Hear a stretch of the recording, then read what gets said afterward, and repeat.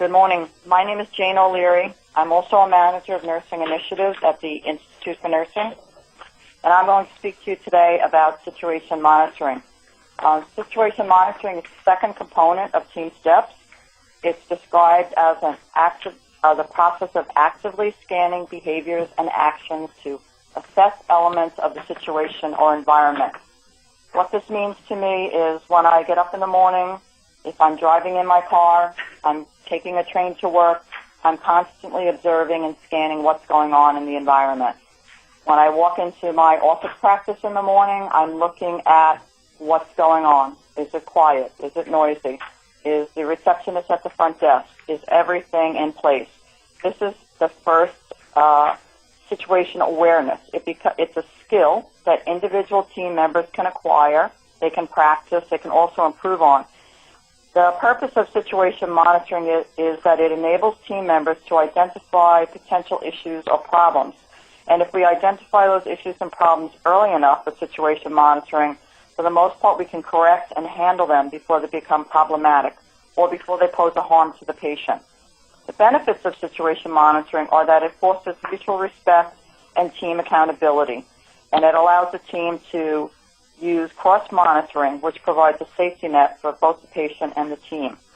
An example of situation monitoring includes assessing the patient's condition, noting if there is malfunctioning equipment in the office, being aware of what the workload spikes are during the day, and the stress levels among team members. Finally, the most important part of this is that you also have to remember to include the patient whenever possible. Cross-monitoring. Cross-monitoring is a process of ongoing monitoring of the environment of care. We're looking to recognize risks or unfolding errors and to take action to interrupt or correct an action before it causes harm or injury, particularly to the patient. We speak to cross-monitoring as watching each other's back. It is not a method of spying on team members, but it is a method of providing a safety mechanism so that everyone is aware of what's going on, is on the same page, and can help the person in task assistance.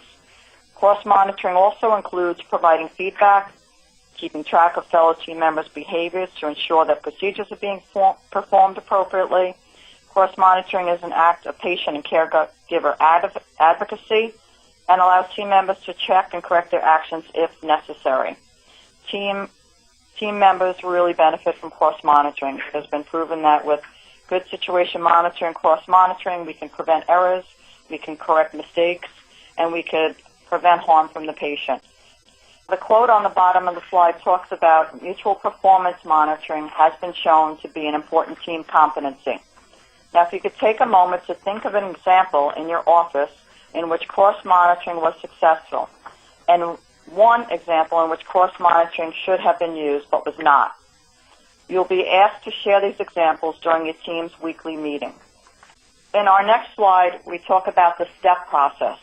And STEP is a mnemonic, and what it talks about is the status of the patient, the status of the team members, the status of the environment, and progress towards goal. It's a mnemonic that helps us remember how we can situation monitor, how we can observe and assess how our team members and our patients are doing. So, for example, status of the patient. You can ask, what are the patient's vital signs? What is their status? Do they appear anxious? Are they on any new medications? How is their stress level? We're also concerned about the status of our team members. What are our team members doing? Are they overloaded? Are they overworked? Fatigued? Do they have a bad night? How about their stress level? And do they have the skills to perform their daily functions in the primary care office? In the environment, we always have to ask, are the exam rooms properly stocked? Are the blood pressure cuffs, otoscope, ophthalmoscope working properly? Any equipment that might be needed by the physicians? Do we need any special equipment for procedure today? Are there enough staff to attend to all patients? In progress towards the goal, we have to ask, is the day that was planned for us proceeding as we expected it? And most likely, probably not. Things happen from moment to moment. Procedures happen. Patients happen. Exams get postponed. Patients arrive to the office late. We also have to look at, are patients waiting too long? And if so, maybe we can huddle and decide what needs to be done, and if the plan is still appropriate or does it need to be revised. So examples of the step process in a medical office might include the following. An example would be a patient comes in complaining about a sore throat, but it turns out she may have pneumonia. At first we look at S, the status of the patient, and we confirm patient has pneumonia. The T stands for team members. Perhaps the physician isn't available at this time or is at lunch. The environment. What do we need? We need a room with oxygen. When we get to P, progress towards goal, we need to ask the nurse to come in and assess patient and administer oxygen. Find a nurse to help her with other duties. This is an example of how you could do STEP in a primary care office. Now, we're going to show you another video. In this video, it's the second one for primary office, and it demonstrates the proper team situation monitoring. Let's rewatch the second primary office demonstrate poor situation monitoring, and then watch them demonstrate proper situation monitoring. Before we start the film, please pull out your handout. It's titled Module 3 and 4, Change Team Reflection. While watching the video, we ask you to record any thoughts you may have in the teamwork video reflection section of the handout. As mentioned before, you will share your thoughts with the rest of the change team during your weekly meeting, but we will outline a few things to think about after the video. Please take a moment to watch the video.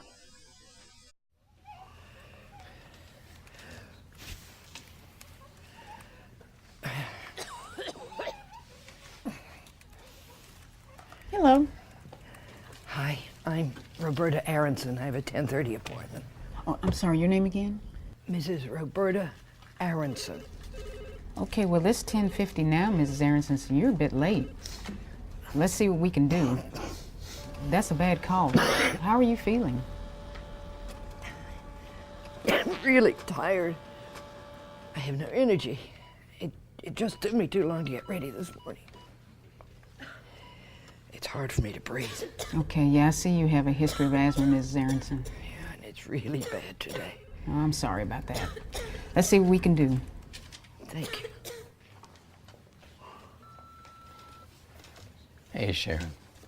Hey, Peter, you got a second? Sure, what's up?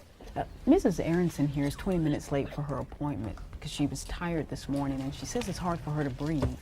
Well, all of our exam rooms are full right now. And have you seen the waiting room? Of course. I signed everyone in. But I've seen her here before.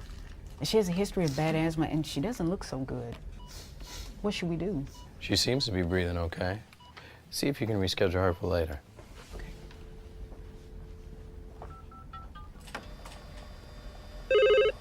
Just a moment, Ms. Aronson. I'll be right with you. Good morning, Valley Creek Health Center. Uh-huh. Oh, I understand, but we don't have any appointments left for today. Can you come in tomorrow at 3 or 3:30? Great. We'll see you tomorrow.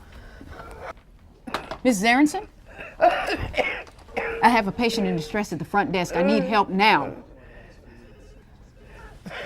What's happening here? Mrs. Aronson says she was very tired and sick. What's her medical condition? She has a history of bad asthma. I told Peter she didn't look good, but he was very busy, so he asked me to reschedule her.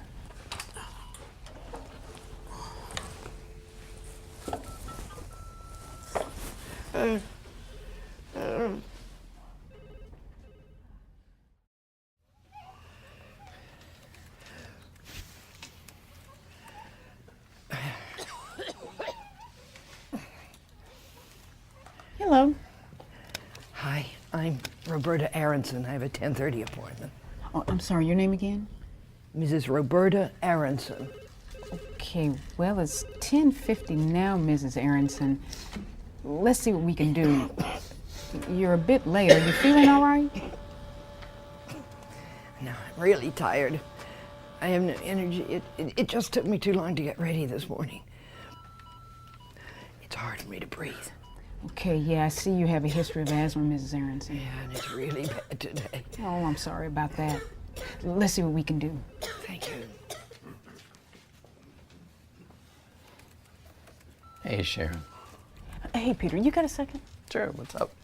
Mrs. Aronson here is 20 minutes late for her appointment because she was tired this morning and she says it's hard for her to breathe. Well, all of our exam rooms are full right now, honey. Have you seen the waiting room? Of course. I signed everyone in. But I've seen her here before. She has a history of bad asthma and she doesn't look so good. What should we do? She seems to be breathing okay now. See if you can reschedule her for later. Okay. Mrs. Aronson, unfortunately, I'm going to have to find you another appointment. Mrs. Aronson? Mrs. Aronson, are you all right? Hang on, Mrs. Aronson. Peter, please call reception immediately. This is Peter. Peter, it's Sharon. Mrs. Aronson's condition has deteriorated. She appears short of breath. There are no nurses or providers at reception. I'm worried. Can you notify a nurse and get here right away? Got it. On my way. Tanya, can I get some help, please?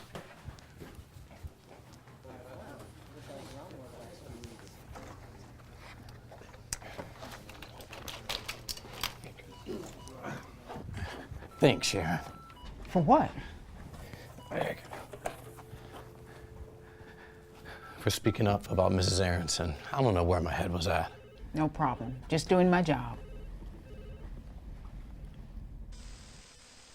Now we're going to discuss the video and talk about what went well.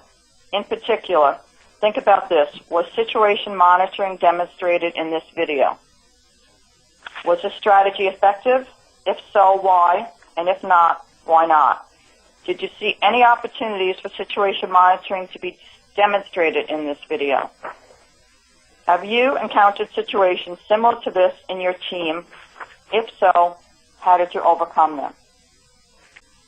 Our next slide is an exercise in situation monitoring. We'd like you to take a moment and think about your own daily office routine and your team in terms of situation monitoring. Have you encountered barriers to situation monitoring? What strategy would you use to overcome it? Please make note of your thoughts to discuss during your next team meeting. Now, in this next slide, we're going to read you a scenario and show you how situation monitoring happens in a front office situation. A patient was due for a mammogram and the provider ordered it. Upon arrival at the mammography service, the patient was told that they would have to pay for the mammogram since their insurance company did not cover it. The patient returned to the primary care clinic, all distraught, told the secretary that she did not have the money to pay for this. She was especially upset because her mother was a breast cancer survivor. The secretary assessed the status of the situation. The team members needed to fix it, for example, the billing specialist. She assessed the environment, which was that the patient was upset, and the progress towards the goal was that the patient was being denied access. The secretary then informed the billing specialist, who called the insurer and clarified that the patient had not had a mammogram for 2 years. The insurer had the wrong dates and was due. The insurer realized their errors and thus covered the mammogram. Remember that as with leadership, situation monitoring can be practiced by everyone within the primary care office, because remember that teamwork is the responsibility of everyone. In our last slide in situation monitoring, this is a summary of what we have just covered. In the first column, we have talked about barriers that affect monitoring the situation, such as failure to share, fatigue, misinterpretation of data. Tools and strategies we've already discussed deal with brief, huddling, debriefing. STEP is a key component to situation monitoring, observing the status of the patient, the team, the environment, and progress towards goal. The outcome of all of this will be a shared mental model. Cross-monitoring, we mentioned, is a way of watching each other's back. And the outcomes, as I mentioned, will be a better opportunity to monitor the situation and to create a team that has situation awareness, has that mutual trust, and team orientation. Evidence suggests that team members who possess shared mental models yield teams that can anticipate better, can back up and fill in for one another, can communicate to ensure that team members have the necessary information for task performance, and that team members understand each other's roles and how they interplay. This is our last slide in situation monitoring, and now we're going to move on to mutual support. Hi, my name is Lynn Fricky, and I also am a manager at the Institute for Nursing. You've met my colleagues who are here with me today, and I'll be doing a module on mutual support. When we go into this module, I want you to put in your mind some thoughts about your own office and how mutual support and this module can help you move in a direction to ensure patient safety and a happy work environment. So when we look at the slide, we see that mutual support is defined as the essence of teamwork. Ask yourself, why the essence of teamwork? Well, first of all, it allows us the ability, or we promote the ability to anticipate the needs of other team members through knowledge of their tasks and their responsibilities. And maybe more importantly, it protects the team members from work overload situations that may reduce effectiveness and increase the risk of error. So stop for a moment and think about your own work environment.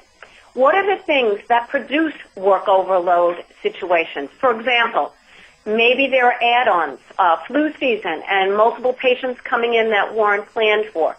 Perhaps your MD is delayed at the hospital. Maybe they have a case that's run late. Maybe they're in the delivery room for a prolonged period of time, and so you have a number of patients backed up in your waiting room. Maybe you have a staff member who isn't able to be with you, and you have to work with one less staff member.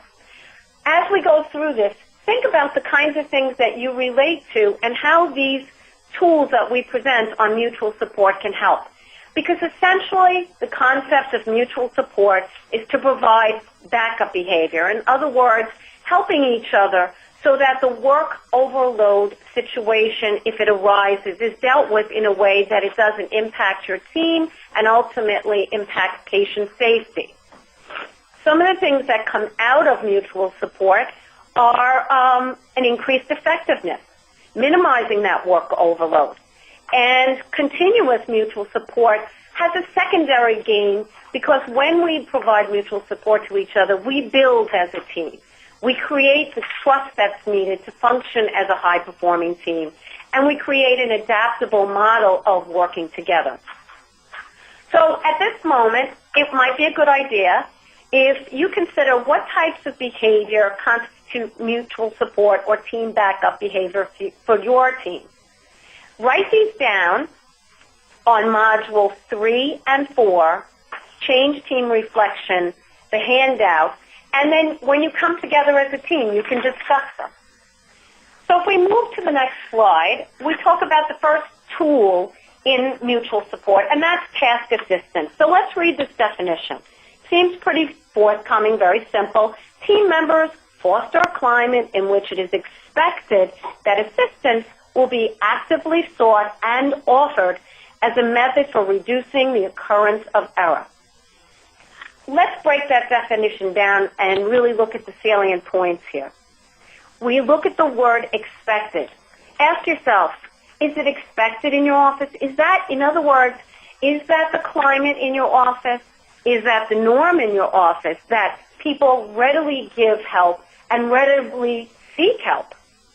Task assistance is tied to one of the team steps concepts you've already heard, situation monitoring. My colleague Jane presented situation monitoring and spoke about situation awareness. So how does that apply with task assistance? It's simply this, that if we're going to help each other, if we're going to offer support, seek support, we all have to be on the same page by using situational awareness. In other words, we can't work in a tunnel. We have to watch what's going on around our work environment so we identify readily when someone needs help and also are able to reach out to someone if we do need help. One point I want to make, just keep in mind that there are individuals who find it difficult to reach out and ask for help. That might be the function of their personality. Think about perhaps when you were new in a position, you want to show people that we're up to the task. Someone might not ask for help because they feel that it might look like they don't have confidence or they're not strong in their knowledge base. And we want to make sure, again, that we provide that climate that people feel very comfortable asking for help. If people are not comfortable asking for help, they can become overwhelmed, and we don't want to ever see that because that leads to the overload, which can impact the patient. So the third point in this is, how can we provide task assistance? Well, that's something your team has to consider as you go through this module and as you have discussions. Maybe it's shifting workload by redistributing tasks to other team members. Maybe you can delay, reroute, so an overburdened member can recover. Or maybe people can fill in if you understand each other's positions. Maybe someone who typically doesn't pick up the phone will take on the role of picking up the phone if you are short-staffed. Remember that error vulnerability is increased when people are under stress. And we want to make sure that we reduce that vulnerability and that we always look for patient safety. So how do we do this, and how do we build that climate? Through what's called feedback. If you look at the next slide, we look at feedback as the giving, seeking, and receiving of performance-related information among members of a team. Now, at first glance, you might say, feedback. To me, feedback might be when I get a performance evaluation or my boss talks to me about how I'm doing. And that's absolutely correct. That's a formal feedback. But we also, in team steps, really want to promote a climate in which feedback is given readily by all members of the team. You've already heard some examples of this when my colleague Nirta presented leadership, and she talked about huddles and debriefs. In those scenarios, people are coming together, for example, in a huddle because they've lost perhaps the shared mental model. They come together and they're giving each other feedback on how to go forward to reestablish a shared mental model and to develop a plan. In the same way, in a debrief, we're asking, well, what did this team do well? What process did we do well? What process do we think we might want to do differently next time? Is there something we want to change?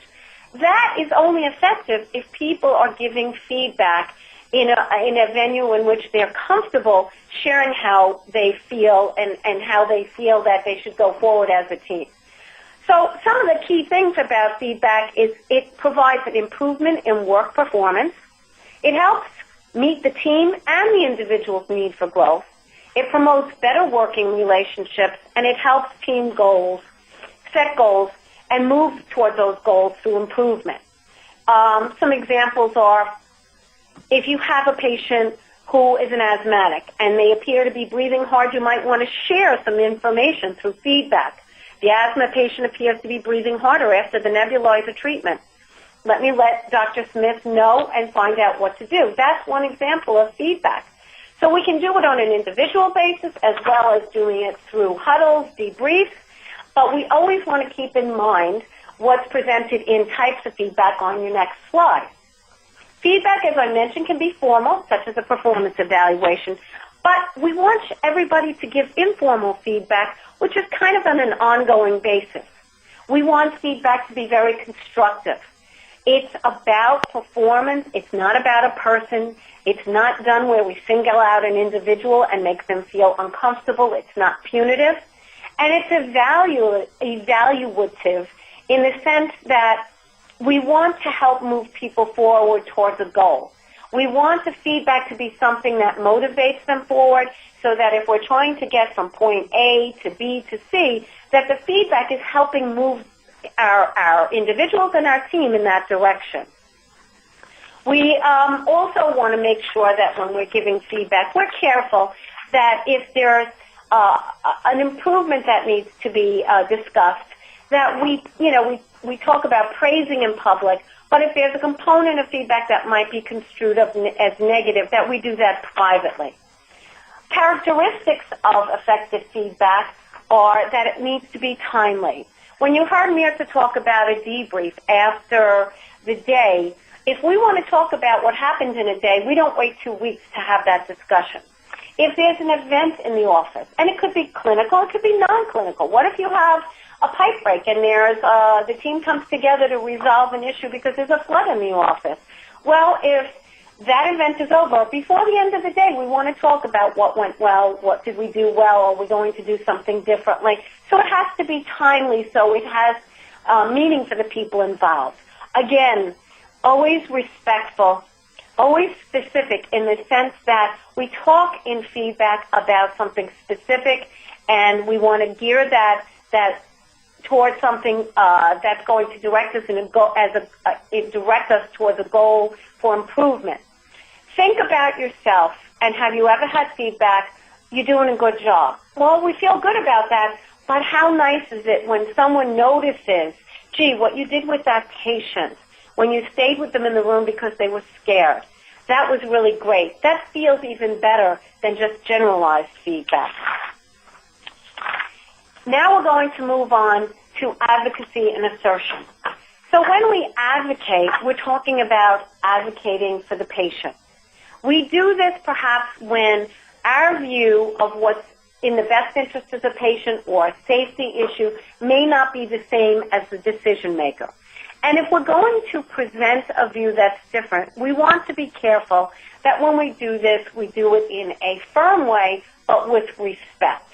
In other words, this isn't where we're going to become angry. It's that we want to bring to the attention of the decision maker that we have additional concerns for the benefit of the patient.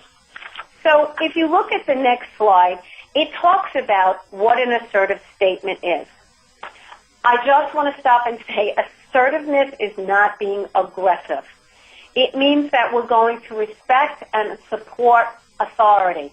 We talk in Team Steps about hierarchies. Now, hierarchies are a way of life. There are bosses in our work world.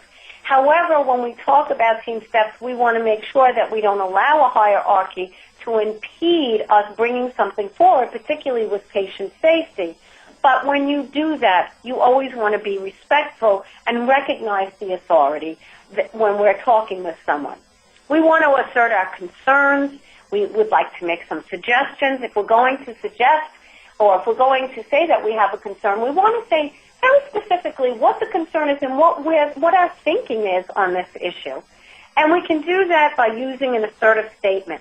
You're going to make an opening statement, state your concern, explain the problem from your perspective, and come with a solution. And hopefully, at the end of that discussion, you can come to agreement on how you can best move forward in the best interests of the patient. So, as a group, think about your office. How do you deal with situations that may arise where perhaps someone wants to raise a concern? Is that happening in your office? And now let's look at an example and think about how you would respond if this situation occurred in your workplace. A nurse witnesses a physician treating a receptionist rudely in front of a patient. The nurse waits until after the incident and takes the physician aside. So using that example, think about how would you do each of the following. How would you open that discussion? How would you go about stating your concern? What would be the problem that you would state? Is it real, perceived? What solution might you offer? And what would be your hope in terms of an agreement? How would you go about obtaining an agreement if you raise that issue to the physician so that you could move forward without it impeding your work environment as you work together? When we go to the next slide, we're going to refocus a little bit here and now begin to talk about conflicts that arise. Let's be honest. People are people. And in a primary care environment, there may be a large group, but you may have a small group of people who come together every day, very different than an acute care facility where you may come in contact with people infrequently. So it's really important that there are ways in which, as a team, you can all resolve your conflicts because, again, conflicts can interfere with communication. It can break down communication in the team. And if the communication in the team breaks down, ultimately, again, we can see that impact on patient care and efficiency in our workplace. So there are really two things in conflict resolution we're going to talk about. One is when there's a conflict in information. That is, we have different information or we see things differently, and we will talk about the two-challenge rule. The other one is when it's really a personal conflict. In other words, two people in the office have words with each other, or don't have words with each other, or are angry with each other, or somebody's offended, and how do we deal with that? Okay, so let's begin by going to our slide on the two-challenge rule. The two-challenge rule is very simple. If you are concerned, for example, about something that might be a patient safety issue, you're going to bring this to the individual that perhaps is your decision maker, and you're going to state that concern.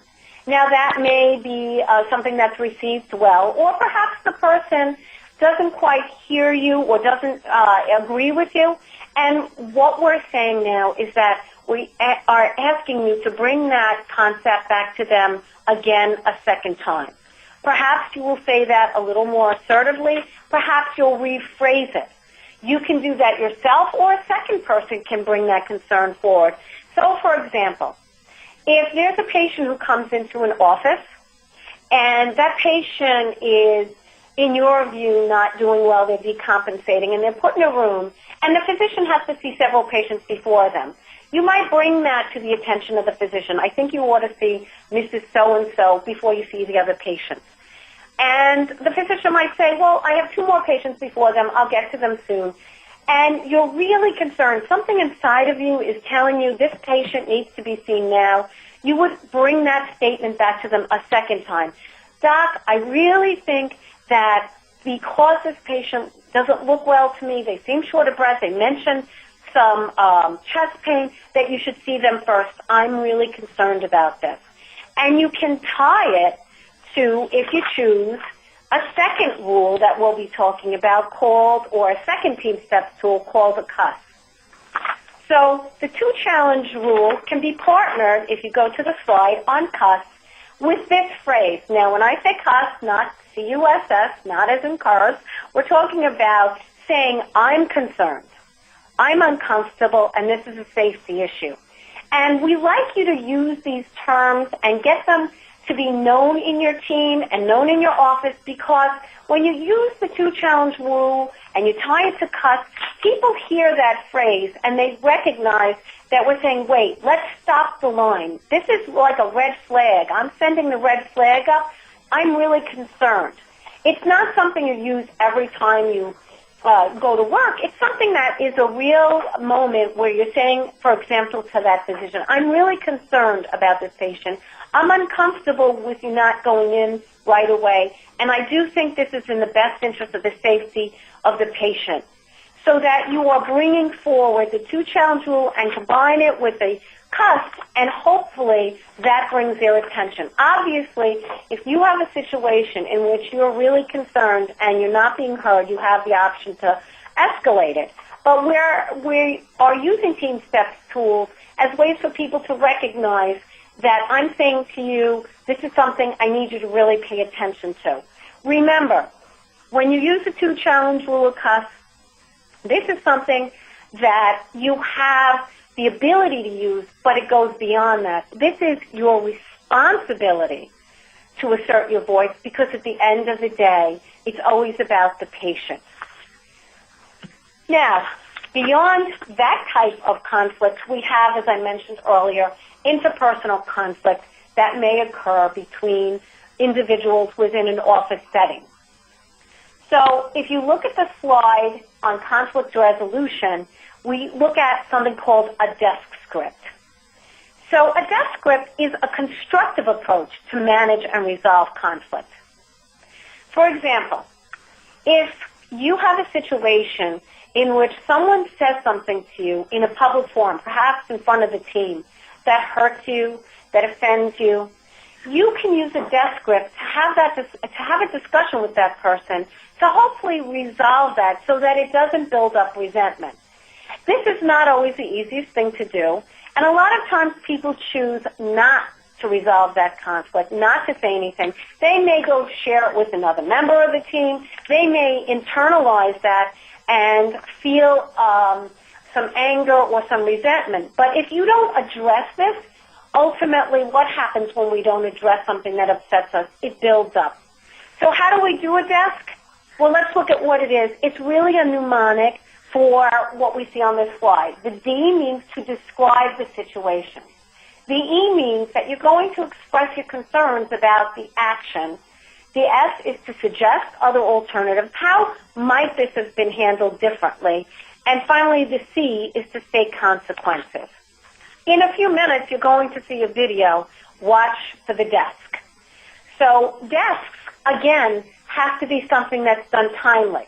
Now, if you're in an environment where someone says or does something that upsets you, you may not choose to do it right in a public forum because we don't want things escalating into what might be deemed an argument, but within a short period of time, before time goes by, you want to have a timely discussion with them. When you have a desk with an individual, you want to frame it from your own experience.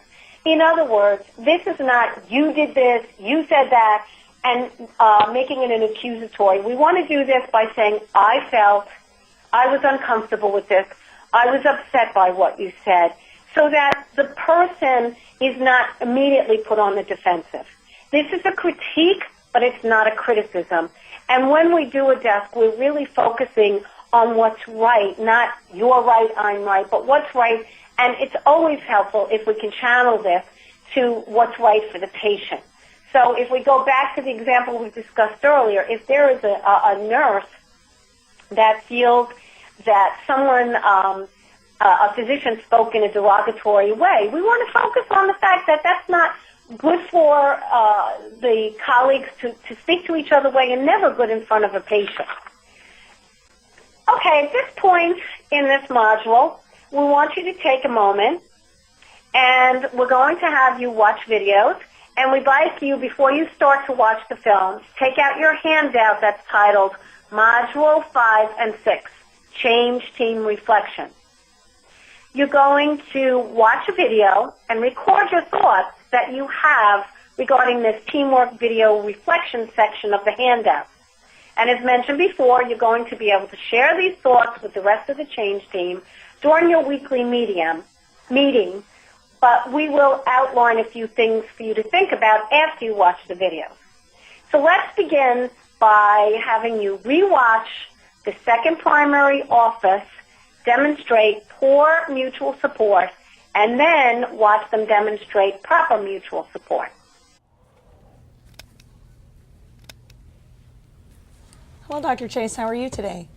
I'm well, thanks. It's Bridget, right? It is. So how's your first week here been? So far, so good. Why, did you hear something?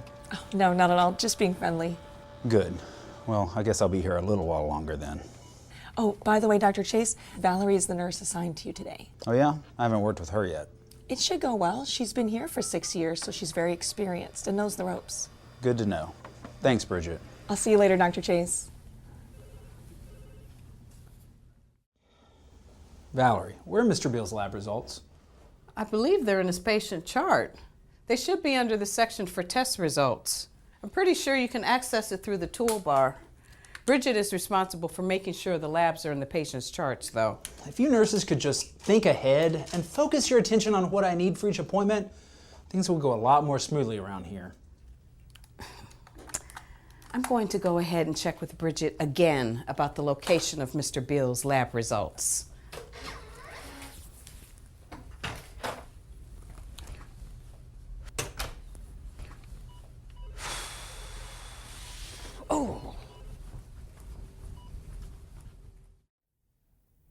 You know, Doctor, Valerie's a very good nurse.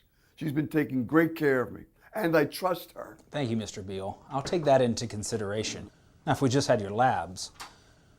Did you two get this mystery figured out? Here they are, Dr. Chase. Mr. Beal's test results are right here. So they are. Here we go, Mr. Beal. Let me tell you a little bit about my charts. Valerie, you have a moment? Sure, Mr. Beal. What can I help you with? Boy, I think the way that new doctor spoke to you is just awful. Doesn't he know how to treat a lady? No, unfortunately, I don't think he does. Well, should I file a complaint? No, I'll be fine. I've got thick skin. Well, if there's anything I can do to help, you just let me know. Take care. Thanks, Mr. Beal.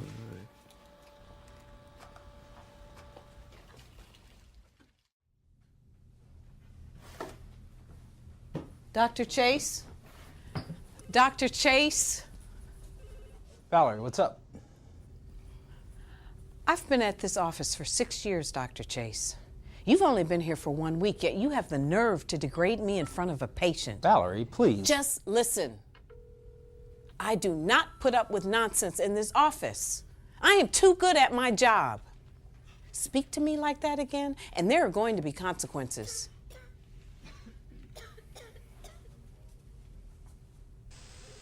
Now that you've watched mutual support, move on to your second video, which is showing proper mutual support.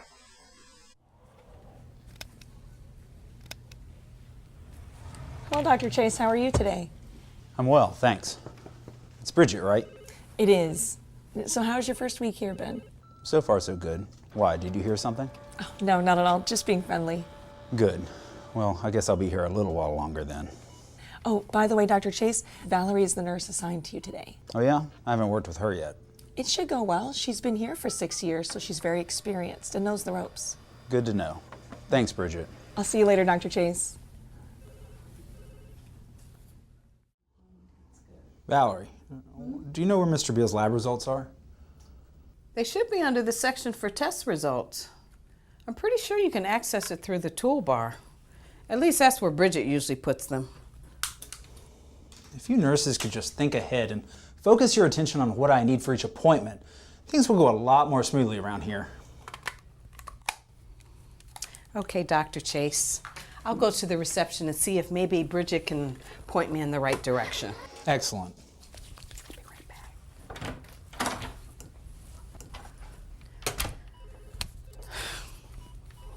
Unbelievable. Dr. Chase? Did you find Mr. Beal's lab results? Actually, they're in his digital chart. Let me show you. Valerie, I looked through this entire thing. Here they are. I guess I did miss them. Thanks, Valerie. Sure, that's what I'm here for. Hi, Mr. Beal. Did you forget something? No. I just wanted to tell you to hang in there. Boy, that new doctor seems like it'd be a real piece of work. I mean, he shouldn't speak to people like that. Thanks for looking out for me, Mr. Beal. That's sweet. But Dr. Chase, like all of us, knows it's critical to have accurate patient information. He's new to our system, and the labs can be tricky to find on these new computers. Let's give him a chance. Okay, if you say so. Yeah, but you tell him to behave himself, or I'm going to give him a piece of my mind next time I'm around here. I will. Take care, Mr. Beal. And try to stay away from those fatty foods. Okay. See you soon. Bye-bye.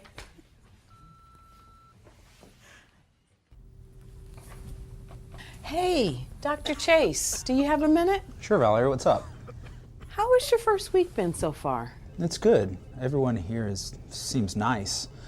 The only tough part is getting used to the computers. It's a new system for me, you know. You did seem a bit flustered earlier today. Mr. Beal actually stopped me on his way out to talk about his appointment. He said he was uncomfortable with the way you spoke to me. What? Great. I could tell you were a little perturbed. Yeah, I guess I was. You know, our office policy is to use team debriefs to address these kinds of issues. Would that work for you? Oh yeah? Sure, debriefing is a good idea. Can we agree then that in the future you'll address performance issues directly or in a team debrief? Definitely. Just not in front of a patient. Agreed. That way we have complete information and we problem solve as a team. Absolutely. Great. Everyone here is focused on the same goal, safe patient care. If you notice we are slipping, please feel comfortable addressing it immediately. I understand. And I apologize, Valerie.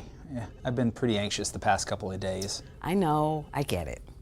Let's start out fresh tomorrow. Deal? Deal. Now that you've watched the second video, think about what went well in this video. Specifically, did you see mutual support in the video? Did you think that that strategy was effective? If it was or it wasn't, why or why not? Did you see any other opportunities of mutual support being demonstrated in the video? Is there another mutual support strategy that might have worked in this scenario? And now, most importantly, to think about and talk with your group, have you encountered situations similar to this in your team? If so, how did you overcome it?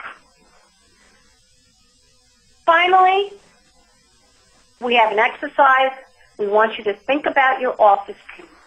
Take a few minutes. Have you encountered mutual support problems? Which of the strategies do you think that have been introduced you can use to overcome any of these problems? And finally, we're going to a front office scenario. You can read along. Your clinic has a rule that patients will still be seen if they arrive within a 30-minute window of their appointment. Greg arrives 5 minutes past the window and sincerely apologizes for being late. The administrative assistant tells Greg that he will simply have to reschedule the appointment for a later time. The patient advocate overhears this and pulls the administrative assistant aside. She agrees that Greg should be rescheduled according to the clinic's rule, but she explains to the administrative assistant that he lives very far away and relies on friends and family to transport him to the doctor's visits, and that all efforts should be made to see him today. The administrative assistant appreciates this information and the fact that the advocate pulled him aside to tell him. The administrative assistant ensures the patient that Greg will be seen today. So when you read the scenario, there are multiple examples here of mutual support. And when we reflect on this, like leadership and situation monitoring, remember mutual support can also be practiced by everyone within the primary care office. Remember, teamwork is the responsibility of everyone. And your final slide, you see how we've built more tools and strategies into our process here, which help us overcome our barriers. We've talked about feedback, advocacy, and assertion, the 2-challenge rule, CUS, remember, I'm concerned, I'm uncomfortable, this is a safety issue, the death script, and collaboration. This helps us move towards the patient outcomes that we desire of a shared mental model, adaptability, team orientation, mutual trust, team performance, and patient safety. That's the end of this module.